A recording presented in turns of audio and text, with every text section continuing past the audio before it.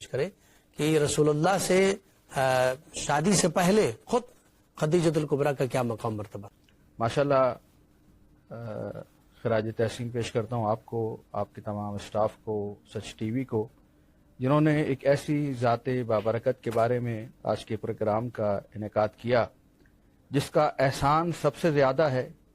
اور اس کا ذکر سب سے کم کیا جاتا ہے۔ آپ نے سوال فرمایا عرب میں اس زواج سے پہلے، تو جناب خدیجۃ الکبریٰ صرف خود نہیں، ان کا پورا خاندان، ان کے والد بزرگوار سرداران عرب میں سے شمار ہوا کرتا تھا، دولت مند ترین لوگ تھے، شریف ترین لوگ تھے، عزت دار معزز خاندان ہوا کرتا تھا۔ حضرت خویلد بن اسد ان کے والد بزرگوار، معروف لقب تھا طاہرہ۔ آج کے دور میں جہاں شرفا ہیں، آج کے دور میں جہاں سب عزت دار لوگ بیٹھے ہوئے ہیں، آج کے دور میں جہاں سمجھ ہے، بوجھ ہے، علم ہے، فہم ہے، حکمت ہے، آج کے دور میں ہم کسی کو کہیں یہ پاکیزہ انسان ہے، سمجھ میں آتا ہے یہ بھی پاکیزہ وہ بھی پاکیزہ، سیکھ گیا ہوگا اطراف سے، استاد سے۔ اس دور جاہلیت میں جہاں انسان نہیں درندہ ہے، جہاں انسان کی کھوپڑی اتارتا ہے، جہاں انسان کے اعضا کاٹ کے گلے میں ہار بنا کے پہنتا ہے، پرسوں کی گفتگو میں نے عرض کیا جہاں عجیب عجیب نکاح ہوا کرتے تھے، زواج البدل ہوا کرتا تھا، زواج ہوا کرتے تھے مختلف قسم کے، ایک خاتون سے 10 افراد جا کے شادی کر لیا کرتے تھے، جہاں خاتون کی کوئی عزت نہیں تھی، کوئی اختیار نہیں تھا، کوئی مرضی نہیں تھی۔ اس زمانے میں خاتون ہو کر مردوں سے طاہرہ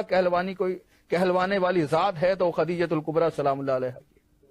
مرد کہہ رہے ہیں یہ طاہرہ ہے، اس کی ذات میں ہم نے کوئی عیب نہیں دیکھا، کوئی برائی نہیں دیکھی، کوئی بد کرداری نہیں دیکھی، کوئی نجاست نہیں دیکھی، یہ طیب و طاہرہ ہے۔ دولت کا عالم یہ تھا اسلام سے پہلے، تاجرہ، معروف تاجرہ جناب خدیجۃ الکبریٰ سلام اللہ علیہا، مکے سے شام جایا کرتے تھے کاروان، یمن جایا کرتے تھے کاروان،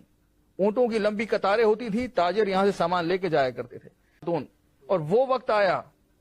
کہ جب لوگوں نے ماننے سے انکار کیا، نبی اکرم نے کہا کاش پیسے ہوتے تو ہم اس مشکل کو آسان کرتے، جو ابھی گفتگو میں آگے مزید بیان کریں گے۔ جناب خدیجہ الکبریٰ نے کہا جاؤ عرب کے سرداروں کو جائیے اور بلا کے لائیے۔